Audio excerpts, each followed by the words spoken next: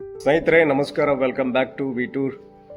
ಇವತ್ತು ನಿಮಗೆ ಒಂದು ವಿಚಾರವಾಗಿ ನಾನು ಮಾತಾಡೋಕ್ಕೆ ಈ ವಿಡಿಯೋ ಮಾಡ್ತಾ ಇದ್ದೀನಿ ಸ್ನೇಹಿತರೆ. ನಮ್ಮ ಮನೆಯ ಹಿತ್ತಲಲ್ಲಿ ಅಥವಾ ಸರ್ವೇ ಸಾಮಾನ್ಯವಾಗಿ ಬೆಳೆಯುವಂತಹ ಗಿಡದ ಬಗ್ಗೆ ನಾನು ಇವತ್ತು ನಿಮಗೆ ಹೇಳ್ತಾ ಇದ್ದೀನಿ. ಇದು ಗಿಡ ಸಾಮಾನ್ಯವಾಗಿರ್ತಕ್ಕಂಥದ್ದು, ಆದರೆ ಇದರಲ್ಲಿ ಇರ್ತಕ್ಕಂಥ ಶಕ್ತಿ ಅಸಾಮಾನ್ಯವಾಗಿರ್ತಕ್ಕಂಥ ಶಕ್ತಿಯನ್ನು ಹೊಂದಿದೆ. ಇದು ನಾನು ಮಾತಾಡ್ತಕ್ಕಂಥದ್ದು ಈ ಒಂದು ನುಗ್ಗೆ ಗಿಡದ ಬಗ್ಗೆ ಮಾತಾಡ್ತಾ ಇದ್ದೀನಿ ಸ್ನೇಹಿತರೆ.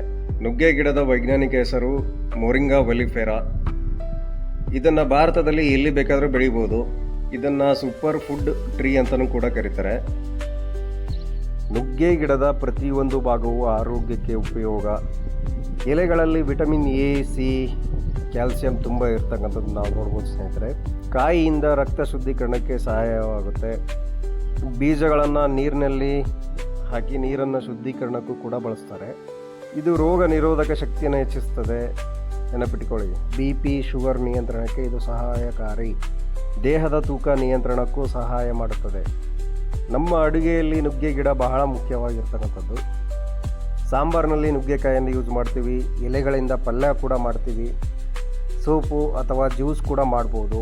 ಇವು ಆರೋಗ್ಯಕರ ಮತ್ತು ರುಚಿಕರವಾಗಿರ್ತಕ್ಕಂಥದ್ದು ಪದಾರ್ಥಗಳಾಗಿರ್ತವೆ. ನುಗ್ಗೆ ಗಿಡದಿಂದ ಮಾಡ್ತಕ್ಕಂಥ ಪದಾರ್ಥಗಳು.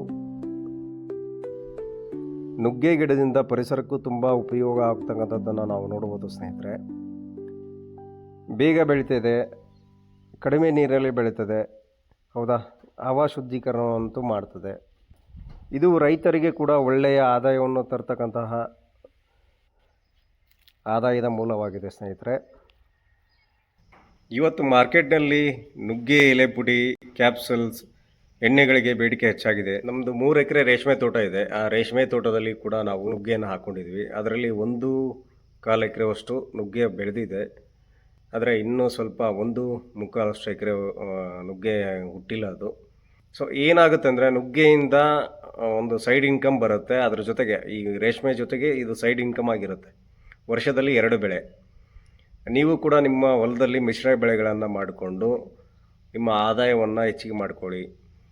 ಎಲ್ಲ ರೈತ ಬಾಂಧವರಿಗೆ ಹೇಳೋದೇನೆಂದರೆ, ಕಡಿಮೆ ಹೊಲ ಇರ್ತಕ್ಕಂತಹ ರೈತರಿಗೆ ಮೇಯ್ನಾಗಿ ನಿಮ್ಮ ತೋಟದಲ್ಲಿ ನಿಮಗೆ ನೀರಾವರಿ ಇತ್ತಂದರೆ ತರಕಾರಿಗಳನ್ನು ಬೆಳೆಯಿರಿ. ಅದರ ಜೊತೆಗೆ ನುಗ್ಗೆ ಗಿಡಗಳನ್ನು ಹಾಕ್ಕೊಳ್ಳಿ.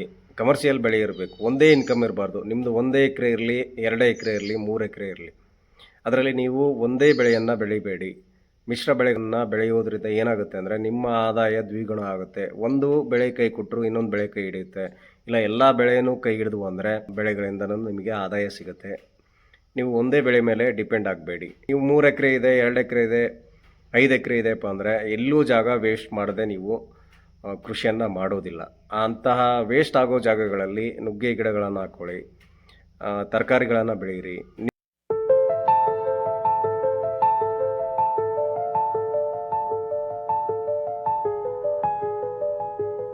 ಇದೇ ಥರದ ವಿಡಿಯೋಗಳಿಗಾಗಿ ನಮ್ಮ ಚಾನಲ್ನ ಸಬ್ಸ್ಕ್ರೈಬ್ ಮಾಡ್ಕೊಳ್ಳಿ. ಮುಂದಿನ ವಿಡಿಯೋದಲ್ಲಿ ಸಿಗೋಣ. ಧನ್ಯವಾದಗಳು.